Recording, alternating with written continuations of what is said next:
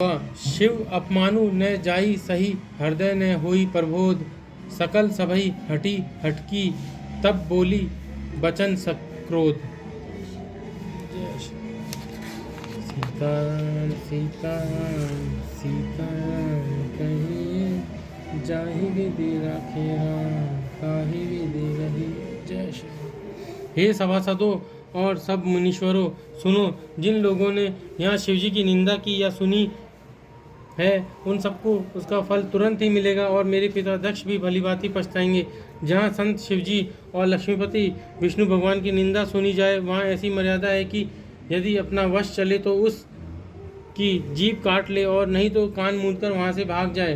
त्रिपुर दैत्य को मारने वाले भगवान महेश्वर संपूर्ण जगत के आत्मा है। वे जगत पिता और सबका हित करने वाले हैं। मेरा मन बुद्धि पिता उनकी निंदा करता है और मेरा ये शरीर दक्ष ही के वीर्य से उत्पन्न हुआ है। इसलिए चंद्रमा को ललाट पर धारण करने वाले वृषकेतु शिवजी को हृदय में धारण करके मैं इस शरीर को तुरंत ही त्याग दूंगी। ऐसा कहकर सती जी ने योगाग्नि में अपना शरीर भस्म कर डाला।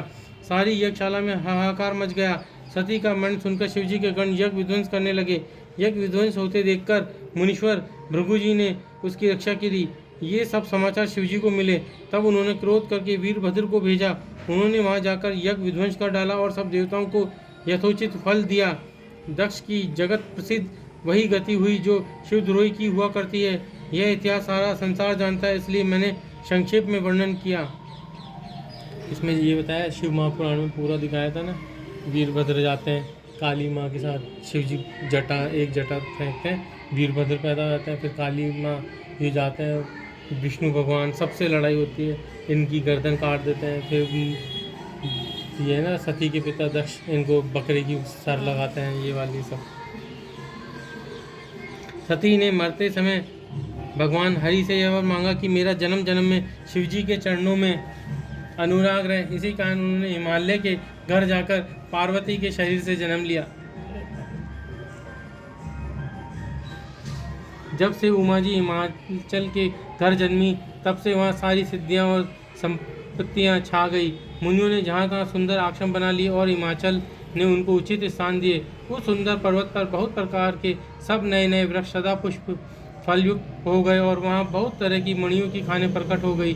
सारी नदियों में पवित्र जल बहता है और पक्षी पशु भ्रमर सभी सुखी रहते हैं। सब जीवों ने अपना स्वाभाविक वैर छोड़ दिया और पर्वत पर सभी परस्पर प्रेम करते हैं। पार्वती जी के घर आ जाने से पर्वत ऐसा शोभायमान हो रहा है जैसा राम भक्ति को पाकर भक्त शोभामान होता है। उस पर्वतराज के घर नित्य नए नए मंगलोत्सव होते हैं, जिसका ब्रह्मादि यश गाते हैं। जब नारद जी ने सब समाचार सुने तो वे कौतुक ही से हिमालय के घर पधारे। पर्वतराज ने उनका बड़ा आदर किया और चरण धोकर उनको उत्तम आसन दिया।